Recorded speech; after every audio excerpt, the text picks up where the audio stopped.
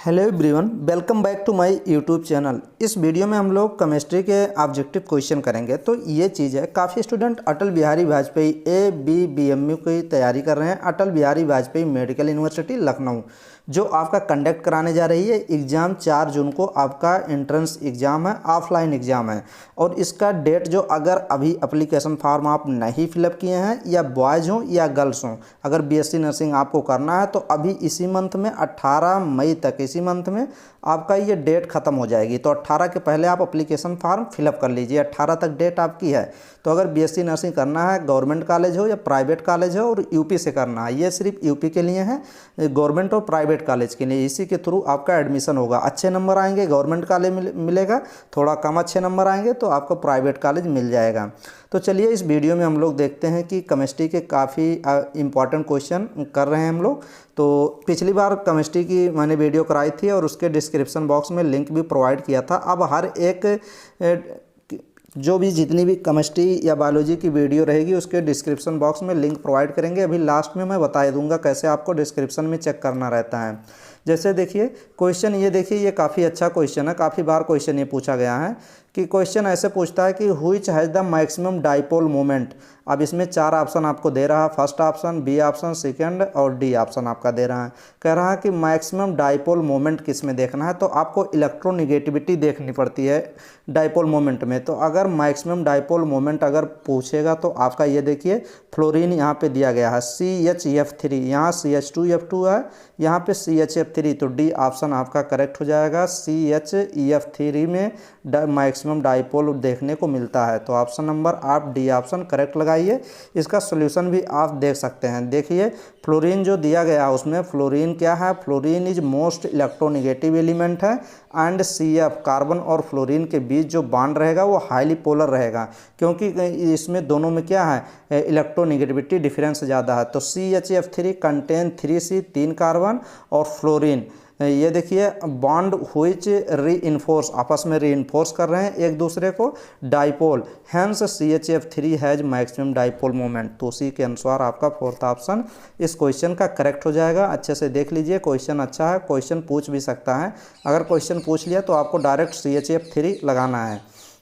Next question ये देखिए, ये क्वेश्चन देखिए, क्वेश्चन नंबर 7 है। An emulsifier is substance which, emulsifier क्या होता है, इमल्सीफायर जो सब्सटेंस, इमल्सीफायर किसको बोलते हैं सब्सटेंस को, व्हिच वो सब्सटेंस जो स्टेबलाइज करता है द इमल्सन को। तो फर्स्ट ऑप्शन ही करेक्ट हो जाएगा इस क्वेश्चन का। नेक्स्ट क्वेश्चन ये देखिए, ये भी क्वेश्चन काफ़ी अच्छा क्वेश्चन है। यहाँ से क्वेश्चन बन सकता है आपका, होमोजीनियस और हेट्रोजीनियस से क्वेश्चन बनता ही है। तो ये देखिए अच्छे से बताइए कौन सा ऑप्शन आपका इसमें करेक्ट होगा। तो ये कह रहा है कि homogeneous catalysis does means, homogeneous catalysis का मतलब क्या आप समझते हैं, तो ये बताना है। फर्स्ट ऑप्शन आप पढ़िए, homogeneous, reactant and goods have to be at the same level. Reactant कह रहा है गुड्स सेम लेवल पे, ये नहीं होगा। Catalyst and reactant must be in the same phase, तो ऑप्शन नंबर आपका बी करेक्ट हो जाएगा। Reaction mixture must be form homogeneous during, नहीं। तो अगर देखिए ये ऑप्शन बी कह रहा है कि कैटालिस्ट और reactant must be in the same phase. जैसे एक आपको एग्जांपल बताते हैं तब आपको ये चीज़ें समझ में आ जाएंगी अच्छे से। जैसे देखिए होमोजीनियस मिक्सचर ये कहता है कि रिएक्टेंट, जैसे रिएक्टेंट आप लिख लीजिए, चलिए सल्फर वाली बताते हैं। 2S एक रिएक्शन बताते हैं, 2SO2 sulphur dioxide gases form में है और आपका ऑक्सीजन के साथ इसको रिएक्शन करा देते हैं। ऑक्सीजन जो है ये भी गैसेस फॉर्म में है। अब इसको आप क्या करेंगे, जब रिएक्शन कराएंगे तो ये देखिए क्या बन जाएगा, 2SO3 बन जाएगा, 2SO3 बन जाएगा। अब यहाँ पे जो आपका ये देखिए जो रिएक्टेंट और कैटालिस्ट जो यहाँ पे यूज होगा ये भी आपका सेम फेज में होना चाहिए। जैसे NO ले लिए, अभी NO ये गैस फॉर्म में होना चाहिए, मतलब आपका रिएक्टेंट अगर गैस में है सेम फेज में होना चाहिए। यहाँ अगर सॉलिड फेज में है तो यहाँ भी सॉलिड फेज होना चाहिए आपका जो कैटालिस्ट यूज किया जाएगा। लेकिन यहाँ गैस था, ये भी गैस था, तो यहाँ पर भी गैस होना चाहिए, तो वो होमोजीनियस मिक्सचर को शो करता है। तो होमोजीनियस कैटालिसिस डज मीन्स मतलब कैटालिस्ट भी और reactant must be the same phase. Reactant और प्रोडक्ट समझते हैं आप ना, जो रिएक्शन के इस तरफ लिखा जाता है वो प्रोडक्ट होता है जो मिलता है हमें, और जो बनाता है ये रिएक्टेंट होता है। तो ऑप्शन नंबर आपका बी करेक्ट हो जाएगा। नेक्स्ट क्वेश्चन ये देखिए, क्वेश्चन नंबर 9 देखिए, which of the following kind of catalysis can be explain by the adsorption theory. Adsorption theory को कौन एक्सप्लेन करता है? तो हेट्रोजीनियस कैटालिस्ट जो होते हैं एडजॉर्प्शन थ्योरी को ये क्या करते हैं? एक्सप्लेन करते हैं। एडजॉर्प्शन एक सरफेस फिनोमेना है। एब्जॉर्प्शन अगर लिखा होता तो ये क्या होता है? ये एब्जॉर्प्शन। एडजॉर्प्शन और एब्जॉर्प्शन अलग होता है, तो ये एडजॉर्प्शन सरफेक्टेंट फिना होती है। हेट्रोजीनियस कैटालिसिस आपका डी ऑप्शन करेक्ट हो जाएगा। नेक्स्ट क्वेश्चन देखिए, ये काफ़ी अच्छा क्वेश्चन है। The pair that has similar atomic radii. आपका एटॉमिक रेडियस जो होता है, तो ये कह रहा है कि इसमें से पेयर कौन सा पेयर है जिसका सिमिलर मतलब सेम एटॉमिक रेडियाई होता है। मैग्नीज और नहीं, टाइटेनियम हाफनियम का, ये देख लीजिए स्कैंडियम और निकिल का नहीं, मॉलिब्डेनम और टंगस्टन दिया गया है। ये आपका सही हो जाएगा। ये आपका किस ग्रुप का है? ये आपका जब 6B ग्रुप पढ़ेंगे, क्रोमियम आपका मॉलिब्डेनम उसी में आता है, और 6B ये जब आप 6B पढ़ेंगे पीरियाडिक टेबल खोल के पढ़ेंगे तो मॉलिब्डेनम और टंगस्टन आता है जिसका एटॉमिक रेडियाई सेम होता है। तो ऑप्शन नंबर आपका डी ऑप्शन करेक्ट हो जाएगा। नेक्स्ट क्वेश्चन ये देखिए, silver nitrate produces a black stain on the skin. Silver nitrate जो होता है प्रोड्यूस करता है ब्लैक स्टेन किस पे? On the skin. स्किन पे ड्यू टू किसकी वजह से? Formation of complex compound, begin the strong reducing agent, या फिर इट्स रिडक्शन मेटालिक सिल्वर। तो ऑप्शन नंबर आपका करेक्ट हो जाएगा, D option, its reduction to metallic silver. Next question ये देखिए, the number of unpaired electron in. अब ये क्वेश्चन तो काफ़ी अच्छा है। ऐसे क्वेश्चन 100% आपके क्वेश्चन आ सकते हैं एग्जाम में। तो आपको पीरियाडिक टेबल का पता है, एलिमेंट पता रहेगा, उसके एटॉमिक नंबर पता रहेगा, तभी तो आप इलेक्ट्रॉनिक कॉन्फ़िगरेशन निकाल पाएंगे ना। जैसे ये क्वेश्चन देखिए, मैं अच्छे से बताता हूँ आपको। The number of unpaired electron in gaseous species of manganese. अब आपका मैग्नीज दे दिया, मैग्नीज कितने प्लस दिया है? 3 प्लस दे दिया। क्रोमियम आपको दे दिया 3 प्लस, ए भी दे दिया। अब आपका एक और दे दिया, एक दे दिया है वैनेडियम दे दिया है, वैनेडियम भी 3 पॉजिटिव है। अब आप, मैंने बताया था ना जब पीरियाडिक टेबल जो वीडियो मैंने करा, चलिए इसका डिस्क्रिप्शन बॉक्स में एक आपको प्लेलिस्ट की, पीरियाडिक टेबल की प्लेलिस्ट की लिंक प्रोवाइड कर देंगे, वो ज़रूर देखना। तो मैग्नीज आपको पता है, मैग्नीज आप 4 जब पीरियाडिक टेबल में एक सिंपल क्वेश्चन पूछ लेता है भाई कि मॉडर्न पीरियाडिक टेबल में आपका कितने ग्रुप होते हैं और कितने पीरियड होते हैं। तो ग्रुप टोटल पीरियाडिक टेबल में जो ग्रुप की बात करेगा तो आप 18 होगा, और अगर आपके पीरियड्स की बात करेगा कि कितने पीरियड्स होते हैं, तो पीरियड्स जो होते हैं ये होते हैं आपके 7 पीरियड। तो 18 ग्रुप होता है, 7 पीरियड्स होते हैं पूरे एटॉमिक, पूरे पीरियाडिक टेबल में। मॉडर्न पीरियाडिक टेबल में आप देखेंगे तो ये मिलेगा। ये भी क्वेश्चन पूछा गया तो ये भी नोट डाउन कर लीजिए कि टोटल ग्रुप और टोटल पीरियड्स कितने होते हैं मॉडर्न पीरियाडिक टेबल में। तो ग्रुप 18, पीरियड 7। और अगर आप 4 पीरियड्स में जाएंगे ना सीरीज में पीरियाडिक टेबल में, तो आप वहाँ देखेंगे मैग्नीज भी मिलेगा, क्रोमियम मिलेगा, वैनेडियम मिलेगा। तो वैनेडियम का एटॉमिक नंबर कितना होता है? 23 होता है वैनेडियम का। और मैग्नीज का कितना होता है? 25 होता है, 25 होता है। और क्रोमियम का कितना होता है? 24 होता है। अब आप इलेक्ट्रॉनिक कॉन्फ़िगरेशन डायरेक्ट निकालेंगे तो ये 4 सीरीज का है ना, तो यहाँ पर 4 यस होगा। तो ये देखिए, अगर आप वैनेडियम की बात करेंगे 23 की, तो यहाँ पे होता है कितना होता है? यहाँ पे आता है आपका 3D3 आता है, 4s2 आता है, ये आता है वैनेडियम का। अगर क्रोमियम की बात करेंगे 24 का, तो आपका कितना आता है? 3D4 और 4s1 आता है, ये आता है। और अगर आपका मैग्नीज की बात करेंगे कि मैग्नीज का कितना होता है, तो आपका मैग्नीज का हो जाएगा 3D5, 4s कितना होता है? 2 होता है। और आपका 3 पॉजिटिव जो लगा है ना, तो 3 आपको इसमें काटना भी है, 3 हटाएंगे, 2 यहाँ से निकाल देंगे, 1 यहाँ से, तो आपका 3D4 बचेगा इसमें। और यहाँ पर भी 3 हटाएंगे, 2 यहाँ से, 1 यहाँ से कटाएंगे, तो 3D2 बचेगा। और यहाँ पे अगर बचाएंगे क्रोमियम में, तो 1 यहाँ, 2 यहाँ, तो यहाँ पे भी 3D2 बचेगा। तो अगर ये देखिए मैग्नीज में बात करेंगे कि मैग्नीज में टोटल आपका कितना बचेगा, तो आप 3 घटाएंगे, 3D4 बच जाएगा। और क्रोमियम में बात करेंगे तो क्रोमियम में आपका 3D3 बचेगा, क्योंकि 3 घटाएंगे ना, 3D3 हो जाएगा। और वैनेडियम में बात करेंगे तो आपका 3D कितना बचेगा, उसमें भी 3 लेस करेंगे तो आपका 3D2 हो जाएगा। अब डी का आप सबसेल बना लीजिए। डी में कितने होते हैं? डी में आपके 5 होते हैं, 1 2 3 4 5 सेल होते हैं। अब 4 इलेक्ट्रॉन ऐसे भर दीजिए, 1 2 3 4, तो 4 अनपेयर्ड इलेक्ट्रॉन आपको देखने को मिलेगा। इसमें आपको 3 मिलेगा, यहाँ पे 1 2 3, 2 खाली रहेगा और यहाँ पे आपको 2 मिलेगा। 5 सेल बना लीजिए, यहाँ पे 2, तो एक में 4 मिल रहा है, एक में 3, एक में 2, एक में 4, एक में 3, एक में 2, तो ऑप्शन नंबर सी करेक्ट हो जाएगा। ऐसे ही आप निकालेंगे अनपेयर्ड इलेक्ट्रॉन, लेकिन पहले आपको कॉन्फ़िगरेशन पता होना चाहिए ना। ये देखिए gun metal is alloy of, gun metal में कौन कौन से एलॉय होते हैं? कॉपर, जिंक और टिन होता है क्या? ये देखिए सी ऑप्शन आपका करेक्ट हो जाएगा। गन मेटल में copper, zinc, tin, gun metal, कुजन, सनकुजन, ऐसे हम याद किए थे, सनकुजन, ये होते हैं एलिमेंट होते हैं। गन मेटल में कॉपर होता है, जिंक होता है और एसएन होता है, सनकु, ऐसे याद कर सकते हैं, सनकुजन। ये देख लीजिए ये गन मेटल है। सन मीन्स ये टिन होता है, कु मीन्स कॉपर होता है और जन मीन्स जिंक होता है। ऐसे आप याद कर लेंगे, ये तीनों एलिमेंट होते हैं गन मेटल में, तो सी ऑप्शन आप करेक्ट लगाएंगे।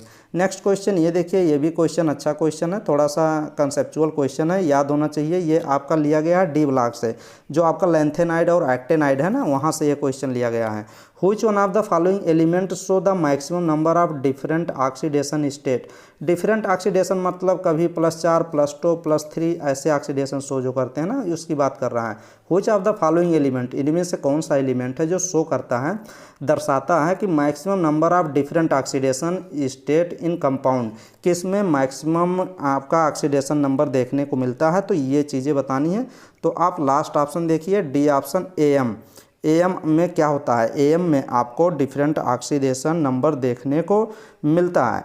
एम आपका, अगर एम की बात करेंगे तो ये अमरेशियम होता है ना। एम की मतलब क्या होता है? जब आप कौन सा एक्टेनाइड सीरीज पढ़ेंगे ना, तब उसमें आपको देखने को मिलेगा AMERICIUM,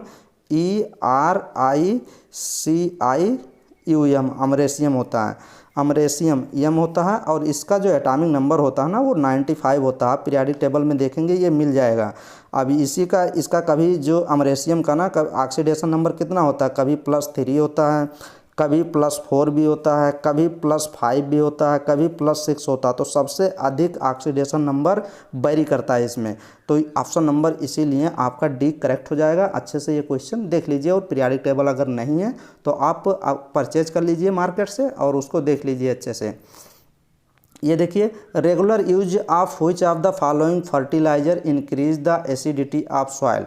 अगर रेगुलर यूज किया जा रहा है, फर्टिलाइज़र खेतों में यूज किया जा रहा है, तो सॉइल जो मिट्टी होती है ना, वो एसिडिटी इंक्रीज कर जाती है। किसकी वजह से होती है? पोटेशियम नाइट्रेट की वजह से, या फिर ये देखिए सुपर फास्फेट ऑफ लाइम की वजह से, कि अमोनियम सल्फेट की वजह से, कि यूरिया? भाई अब ये क्वेश्चन आपको बताना है। काफ़ी लोग यूरिया ही लगाएंगे क्योंकि यूरिया खेतों में छोड़ा जाता है ना, तो लेकिन गलत हो जाएगा।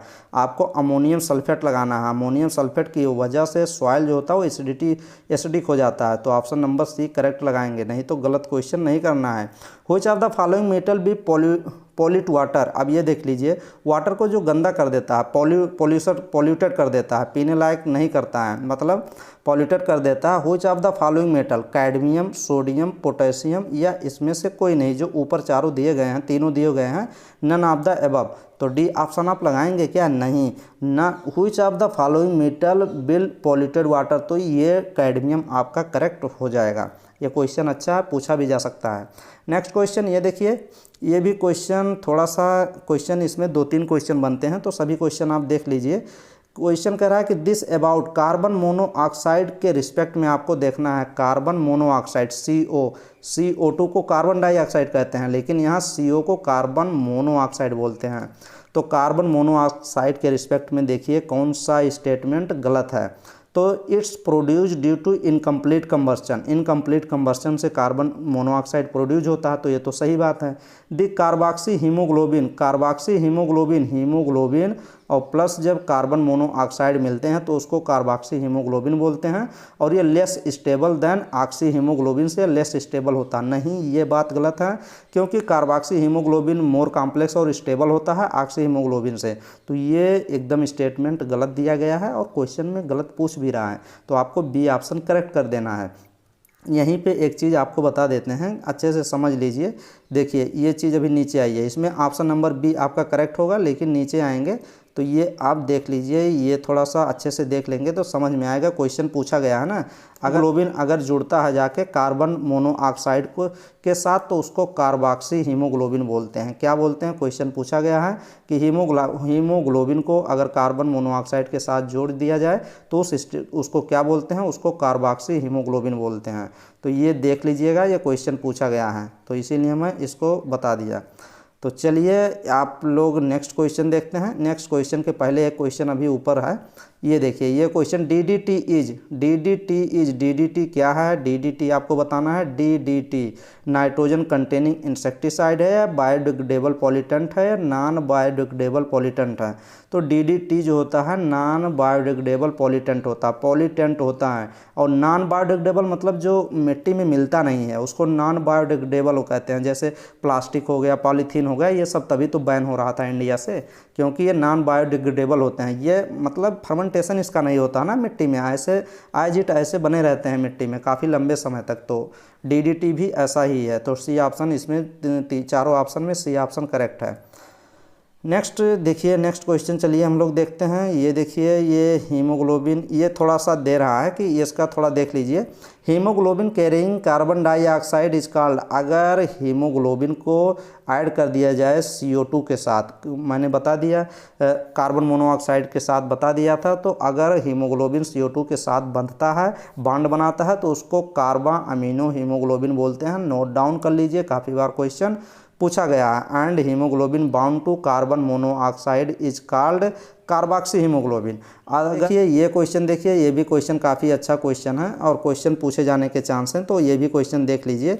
This is a sink for carbon monoxide, carbon monoxide का सिंक कौन सा है? सोर्स क्या है? कहाँ से निकलता है?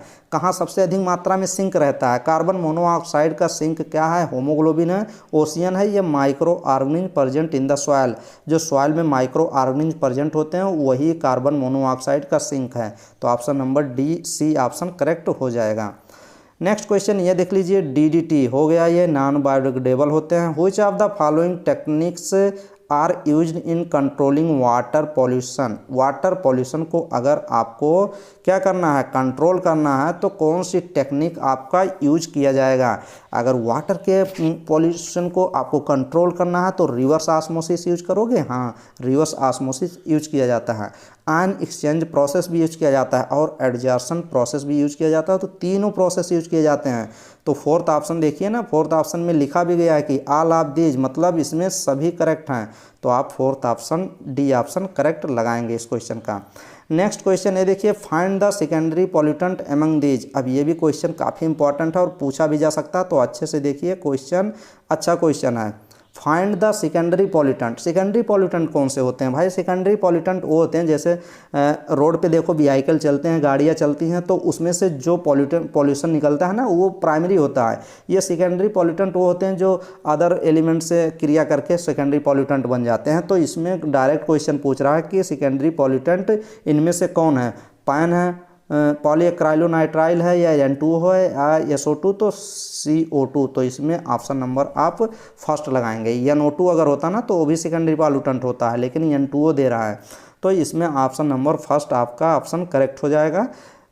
अच्छा क्वेश्चन भी था, इसका देख लीजिए थोड़ा सा। सेकेंडरी पॉल्यूटेंट के लिए आपको थोड़ा सा मैं बता देता हूँ सेकेंडरी पॉल्यूटेंट होता क्या है।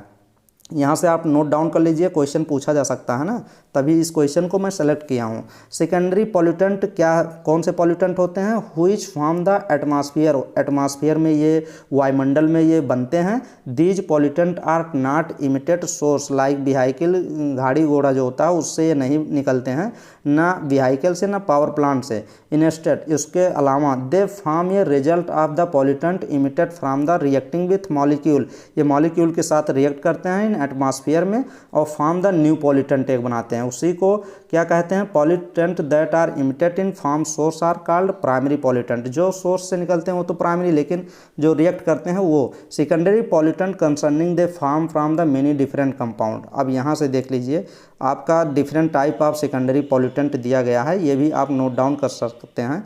कभी कभी ओजोन देता है ऑप्शन में कि सेकेंडरी पॉल्यूटेंट कौन सा है, तो ओजोन होता है।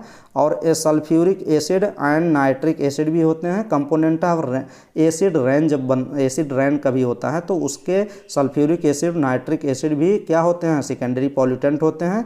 या फिर नाइट्रोजन डाइऑक्साइड NO2 भी दे सकता है ऑप्शन में। या फिर ये देख लीजिए पर ऑक्सी एसिल नाइट्रेट, जो आपका ऑप्शन में दिया गया था। तो ये आप 2-3 लिख सकते हैं। ये ओजोन लिख लीजिए, NO2 लिख लीजिए और पैंस लिख लीजिए, और component of acid and acid rain, sulphuric acid and nitric acid आप लिख सकते हैं। ये सेकेंडरी पॉल्यूटेंट होते हैं। तो ये क्वेश्चन सब पूछे गए हैं ना, इसीलिए मैं इस क्वेश्चन को सेलेक्ट किया था।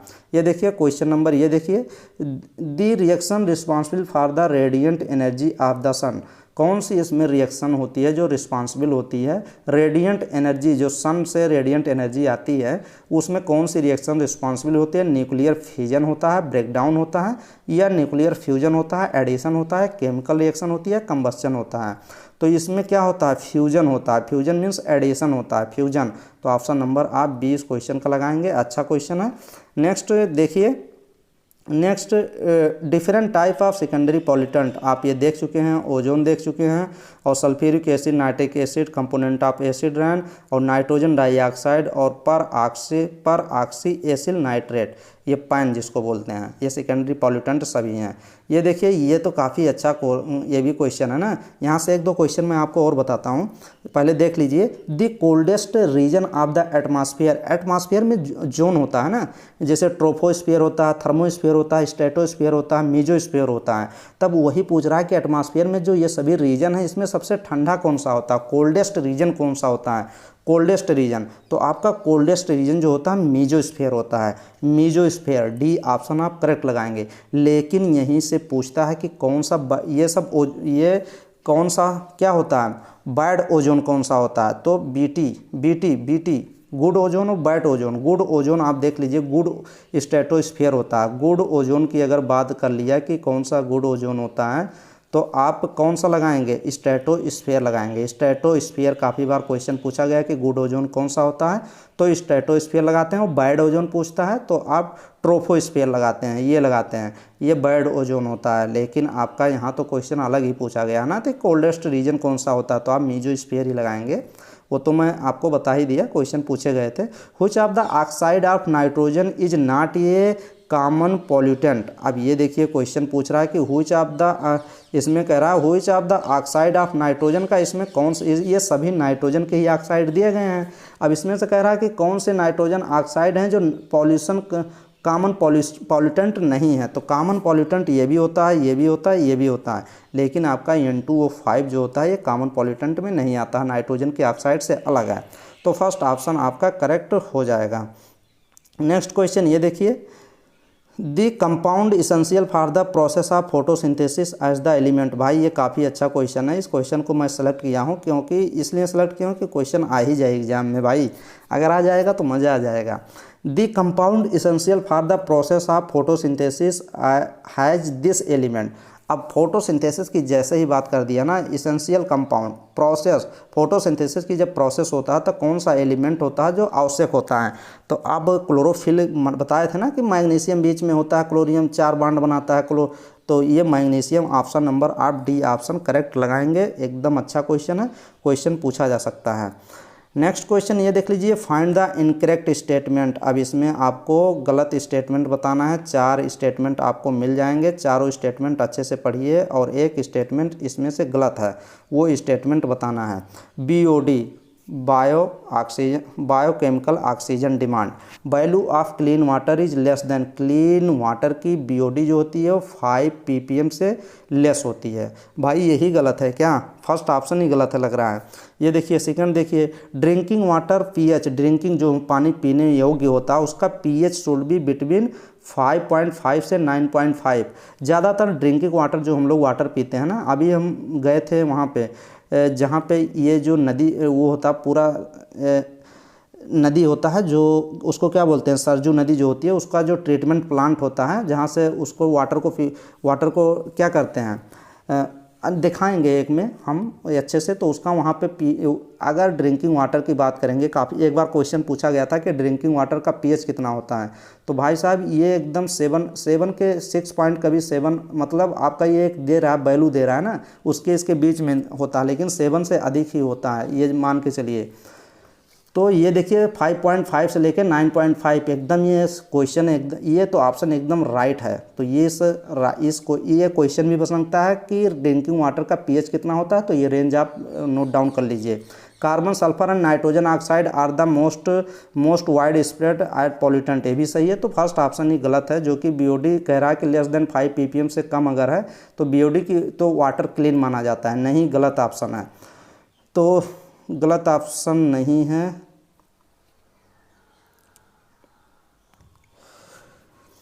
तो ये क्वेश्चन देख लीजिए, ये क्वेश्चन काफ़ी अच्छा क्वेश्चन है। तो क्वेश्चन ये भी इम्पॉर्टेंट है। Find the incorrect statement. अब देखिए इसमें से आपको गलत स्टेटमेंट बताना है।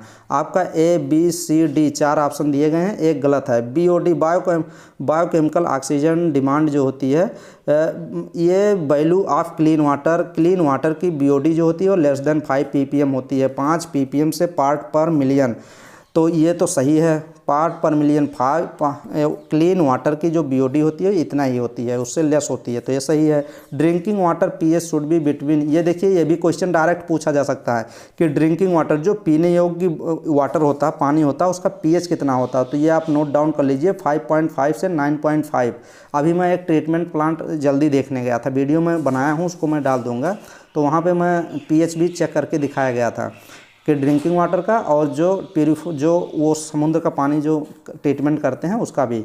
तो चलिए ये भी सही है, लेकिन आप ड्रिंकिंग वाटर का पीएच की ये देखिए रेंज आप लिख लीजिएगा, क्वेश्चन पूछ सकता है। Carbon sulphur and nitrogen dioxide are, ये भी सही है, लेकिन डी ऑप्शन आपका गलत है। और डी ऑप्शन गलत भी है क्योंकि कह रहा है कि डिजॉल्व ऑक्सीजन कंसनट्रेशन, जो ऑक्सीजन डिजॉल्व होती है उसका concentration below 5 ppm is ideal for the growth of fish. जो मछली होती है उसके ग्रोथ के लिए 5 ppm से कम होना चाहिए कंसनट्रेशन, ऑक्सीजन का कंसनट्रेशन पानी में, यही गलत है, उससे अधिक होना चाहिए। नेक्स्ट ये देखिए, ये तो काफ़ी अच्छा क्वेश्चन है, मैं इसको सेलेक्ट किया हूँ क्वेश्चन की इसलिए कि ये क्वेश्चन आ ही जाए एग्जाम में। Photochemical smog normally does not contain. Photochemical smog जो होता है उसमें नॉर्मली क्या नहीं होता है, क्लोरोफ्लोरोकार्बन नहीं होता है, या पर ऑक्सी एसिटिल नाइट्रेट नहीं होता है, कि ओजोन नहीं होता, कि एक्रोलिन नहीं होता। तो photochemical smog normally does not contain, normally क्या नहीं होता, क्लोरोफ्लोरोकार्बन क्या CFC क्या नहीं होता इसमें क्लोरोफ्लोरोकार्बन नहीं होता फोटोकेमिकल स्मॉग में। तो फर्स्ट ऑप्शन आपका करेक्ट हो जाएगा। फोटोकेमिकल स्मॉग ये देख लीजिए, थोड़ा सा पढ़ लीजिए, what is photochemical smog. Photochemical smog होता क्या है। फोटोकेमिकल स्मॉग जो होता है मिक्सचर होता है पॉल्यूटेंट का मिक्सचर होता है, that are form when nitrogen dioxide and volatile organic compound. ये क्या होता है, ये पॉल्यूटेंट आर फॉर्म करता व्हेन, तब जब नाइट्रोजन ऑक्साइड ये and volatile organic compound react करते हैं सनलाइट से रिएक्ट करते हैं, तब ये आपका फोटोकेमिकल स्मॉग बनता है। और ये ब्राउन हैज की तरह बनता है। Above city it tends to occur more often in summer, ज़्यादातर ये गर्मियों में देखने को मिलता है, क्योंकि that's are when we have the most sunlight, क्योंकि सनलाइट की मात्रा अधिक होती है। नेक्स्ट ये देखिए, depletion of the ozone layer is caused due to. अब ये क्वेश्चन भी अच्छा है, जो डिप्लीशन ऑफ ओजोन लेयर क्यों होती है। ओजोन लेयर से भाई जो अल्ट्रा वायलेट रेज आती है ना, सीधे हम लोगों की स्किन पे पड़ती हैं, तो ये जो ओजोन लेयर होती है ये अल्ट्रा वायलेट रेज को रोकती है, ताकि हम लोग की स्किन पे डायरेक्टली ना पड़े रेज, नहीं तो स्किन में कैंसर हो सकता है भाई। तो इसीलिए depletion of ozone layer is cause due to, इसीलिए तो कहते हैं आप ज़्यादातर पॉल्यूशन को फैलाइए नहीं तो ओजोन डिप्लीशन लेयर नष्ट होंगी, फिर आपको ज़्यादातर बीमारियाँ स्किन डिजीज ज़्यादातर होने लगेंगी। तो यहाँ पे कह रहा है कि depletion of ozone layer is काज, जो ओजोन लेयर का डिप्लीशन हो रहा है, क्षय हो रहा है, वो क्या कारण है, किसकी वजह से। तो ये देख लीजिए, आपको फेरोसिन दे रहा है और फ्लोरीन दे रहा है, फ्रियांस दे रहा है, और ये देखिए पॉलीहेलोजेंस। तो आपका फ्रियांस भाई यही ऑप्शन आपका करेक्ट हो जाएगा। ये फ्रियांस जानते हो क्या चीज़? रेफ्रिजरेटर जो होता है ना, जो एसी ज़्यादातर चल रहे हैं अभी तक, तो फिर ये ज़्यादातर वहीं से निकलता है फ्रियांस। और फ्रियांस क्या है ये देखिए, इसलिए ये इन्वायरमेंट में होता है। क्यों नहीं आदमी को पता चलता है? क्योंकि ये गंधहीन होती है, ओडोरलेस होती है, कोई स्मेल ही नहीं होता, और ये नॉन टॉक्सिक होती है, जहरीली भी नहीं होती है। तो इसी वजह से इसको पता नहीं चलता है। तो ऑप्शन नंबर सी आप करेक्ट लगाएंगे। और इसके बारे में अगर पढ़ना है तो थोड़ा सा मैं तो बता ही दिया ज़्यादातर। देखिए, which one is the most acidic among these, जो ये चारों ऑप्शन दिए गए हैं इसमें कह रहा मोस्ट एसिडिक कौन है? तो MgO, CO, L2O3। Option number C आपका करेक्ट हो जाएगा, Al2O3। चारों ऑप्शन में L2O3 मोस्ट एसिडिक है। Which one will have the highest second ionization energy? Which one will have the highest second ionization energy? सबसे अधिक किसकी है? तो यहाँ देख लीजिए 1s2, 2s2, 2p6, 3s1। 3s1 किस में आपको देखने को मिलेगा? आप चाहेंगे 3s1 आपको देखने को किस में मिलेगा? ये सोडियम है। 6, 4, 10, 11, सोडियम का 11 ही होता है। तो आपका सेकेंड आयोनाइजेशन एनर्जी सबसे अधिक सोडियम की होती है। क्या देखिए 2, 2, 4, 4, 4, 8, ये आपका दे रहा है 2p4। तो ये 8 का है। 8 क्या है आपका?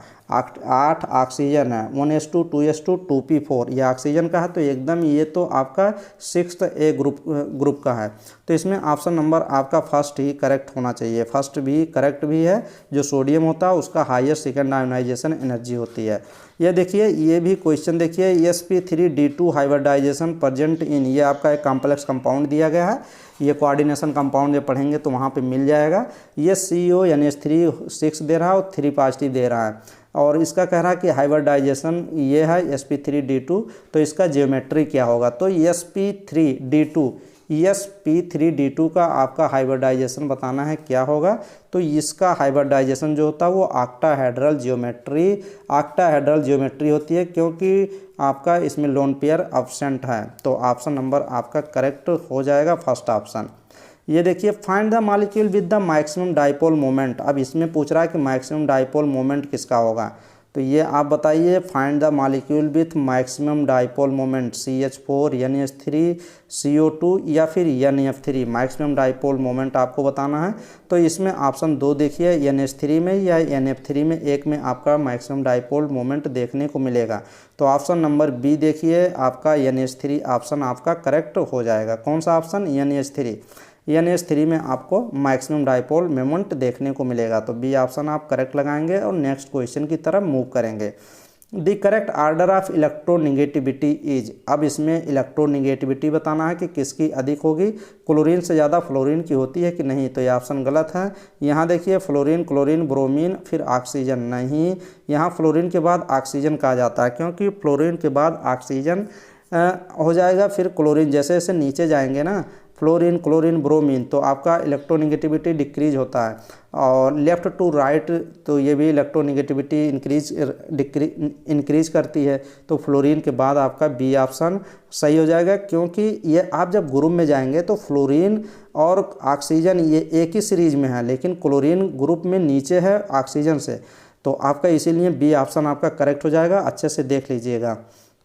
Next, which one has pyramidal shape. अब ये देखिए, ये भी क्वेश्चन तो एकदम सिंपल क्वेश्चन है ना। अब इसमें कह रहा है कौन सा इसमें पिरामिडल शेप है। तो आप SO3 का आप निकाल लीजिए। बॉन्ड पेयर और लोन पेयर से हाइब्रिडाइजेशन निकालते हैं। हाइब्रिडाइजेशन निकालने की मैंने बताई है वीडियो, तो आप चैनल पे देखिए। चलिए अभी बताते हैं लास्ट में कौन सी वीडियो है। यहाँ देखिए, पिरामिडल शेप कैसे निकालेंगे। बी ऑप्शन में PCl3 आप निकाल लीजिए। इसमें बॉन्ड पेयर और लोन पेयर, तो कितने लोन पेयर होते हैं, इसमें कितने बॉन्ड बनाता है? फास्फोरस आपका 5 बॉन्ड बनाएगा, क्योंकि नाइट्रोजन ग्रुप का है, 5A का है। तो 1, 2, 3, 4, 5। अब इसमें 3 Cl आप लगा दीजिए। आपके पास एक लोन पेयर, कितना बॉन्ड पेयर? 1, 2, 3। ये देखिए 1, 2, 3, 3 और 1, ये आपका 3 बॉन्ड पेयर, एक लोन पेयर। 31 है। और 31 का आप जब देखेंगे, 31 का पिरामिडल शेप होता है। पिरामिडल शेप किसका होता है? 31 का। तो ऑप्शन नंबर बी आपका सही हो जाएगा। मैंने बताई है एकदम अच्छे से कैसे बनाते हैं, बॉन्ड पेयर और लोन पेयर कैसे निकालते हैं, और हाइब्रिडाइजेशन कैसे निकालते हैं। किसका बी शेप होगा, किसका पिरामिडल होगा, किसका आपका ऑक्टाहेड्रल होगा, ट्राइगोनल होगा, सब चीज़ें बताई गई है। Which of the following is not a homogeneous mixture, ये देखिए इसमें से कह रहा है कौन सा इसमें है 4 ऑप्शन में जो होमोजीनियस मिक्सचर नहीं है, नॉट होमोजीनियस मिक्सचर। तो ब्रास, एयर, स्मॉग और aqueous solution of sugar. Homogeneous mixture तो एक्वस सॉल्यूशन शुगर वाला होगा ही। तो सी ऑप्शन जो आपका स्मोक होता है ये क्या होता है, होमोजीनियस मिक्सचर नहीं होता है। तो सी ऑप्शन आप करेक्ट लगाएंगे और नेक्स्ट क्वेश्चन की तरफ मूव करेंगे। Which of the species is not paramagnetic. अब ऐसे क्वेश्चन में इसको क्यों सेलेक्ट किया हूँ, क्योंकि ये क्वेश्चन आ ही सकता है और लेकिन ऐसे क्वेश्चन में पैरामैग्नेटिक डायमैग्नेटिक कैसे निकालते हैं, काफ़ी क्वेश्चन में कराए हूँ यार। अगर आप केमिस्ट्री की वीडियो रिवाइज कर रहे होंगे ना, तो इसमें जितना मैं वीडियो में क्वेश्चन अटेम्प्ट किया हूँ लगभग सभी क्वेश्चन मिलेंगे, 2-4 क्वेश्चन को छोड़ के, और सभी क्वेश्चन आपको मिलेंगे, कहीं ना कहीं मैं कराए हूँ, डिस्कस किया हूँ। Which of the species is not paramagnetic. अब आपको पैरामैग्नेटिक और डायमैग्नेटिक कैसे निकालते हैं। डायमैग्नेटिक अगर आपको निकालना है, पैरामैग्नेटिक डायमैग्नेटिक निकालेंगे तो इवन नंबर ऑफ इलेक्ट्रॉन देखते हैं, और पैरामैग्नेटिक निकालते हैं तो आपका ऑड नंबर ऑफ इलेक्ट्रॉन देखते हैं। ऑड मतलब 3 हो गया, 5 हो गया, 7 हो गया, 9 हो गया, 11 हो गया, ऐसे आएंगे। और इवन मतलब सम होता है, 2 हो गया, 4 हो गया, 6 हो गया, 8 हो गया, ये इवन में आता है। तो डायमैग्नेटिक में इवन नंबर देखते हैं और पैरामैग्नेटिक में ऑड नंबर ऑफ इलेक्ट्रॉन देखते हैं। लेकिन यहाँ कह रहा है नॉट पैरामैग्नेटिक, मतलब आपको डाया देखना है। डाया मतलब आपको इवन नंबर ऑफ इलेक्ट्रॉन देखने हैं, सम नंबर ऑफ इलेक्ट्रॉन देखना है। तो ऐसे आपको ये क्वेश्चन देखिए अब निकालना है। अब देखिए यहाँ पॉजिटिव, जितने पॉजिटिव लगेंगे, अगर निगेटिव लगता है किसी में तो उसको जोड़ना रहता है इलेक्ट्रॉन को, और अगर पॉजिटिव लगा रहता है तो घटाना रहता है। अब यहाँ से आप बी ऑप्शन देख लीजिए, डी ऑप्शन डायरेक्ट देख लीजिए। बेरिलियम, बेरिलियम का 4 होता है ना, तो आपका नॉट पैरामैग्नेटिक। अगर बेरिलियम का देखेंगे तो 4 होता है, लेकिन एक निकाल देंगे तो 3 हो जाएगा। तो 3 तो आपका क्या होता है, पैरामैग्नेटिक शो करेगा। लेकिन आपको क्या बताना है, डायमैग्नेटिक। अब क्लोरीन का देख लीजिए, क्लोरीन का कितना होता है। क्लोरीन का जब क्लोरीन में जाएंगे तो 17 होता है, लेकिन जब एक इसमें ऐड कर देंगे क्योंकि एक निगेटिव है तो 18 हो जाएगा और आपका ये इवन नंबर आ जाएगा। तो यही ऑप्शन आपका बी ऑप्शन करेक्ट हो जाएगा। तो बी आप लगाएंगे। और नियान, तो नियान आपको पता ही है, नियान कितना होता है, नियान का 10 होता है, नियान का 10 होता है। लेकिन आप जब इसका इलेक्ट्रॉनिक निकालेंगे, इलेक्ट्रॉनिक विन्यास नियान का, तो 10 2 12 हो जाएगा।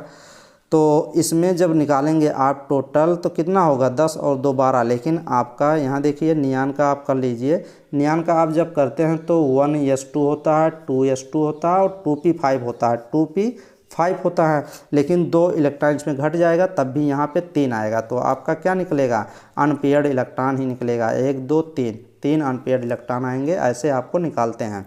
तो आपका option number B option correct हो जाएगा। जब यहाँ पे क्लोरीन का इलेक्ट्रॉनिक कॉन्फ़िगरेशन निकालेंगे क्लोरीन का, तो कितना होगा, क्लोरीन का 3s2 और 3p5 होता है। तो 5 में एक इलेक्ट्रॉन और ऐड कर देंगे 6, और p में कितने सेल होते हैं, 3 सेल होते हैं। जब 6 आपका पेयर में ही होगा, देख लीजिए आप पेयर करा के देख लीजिए, इसीलिए ये डायमैग्नेटिक है। ऐसे पेयर करा के पैरा और डाया देखा जाता है। नेक्स्ट क्वेश्चन ये देख लीजिए, pressure has the same dimension. Pressure has the same dimension, pressure जो होता है सेम डायमेंशन किस में होता है, एनर्जी पर यूनिट वॉल्यूम में प्रेशर जो होता है डायमेंशन वहाँ पे सेम होता है। वहाँ बर्नौली थ्योरम देखिए ना, वहाँ प्रेशर का वैल्यू दिया गई, बात की गई है। तो energy per unit volume pressure has the same dimension.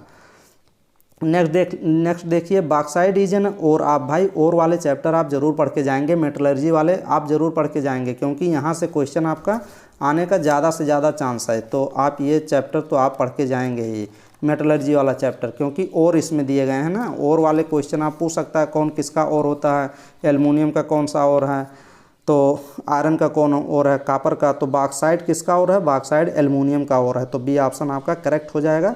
और मैंने ओर्स के ऊपर पूरी मेटलर्जी की वीडियो भी कराई है।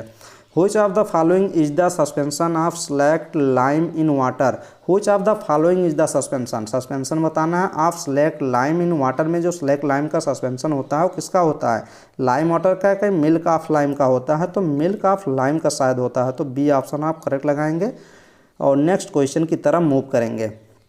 Alloy of which of the following metal is called amalgam. अब ये देखिए काफ़ी अच्छा क्वेश्चन है। एलॉय जो मिश्र धातु होता है, एलॉय होता है। Which of the following metal, इनमें में से कौन सा मेटल होता है जो एमलगम होता है।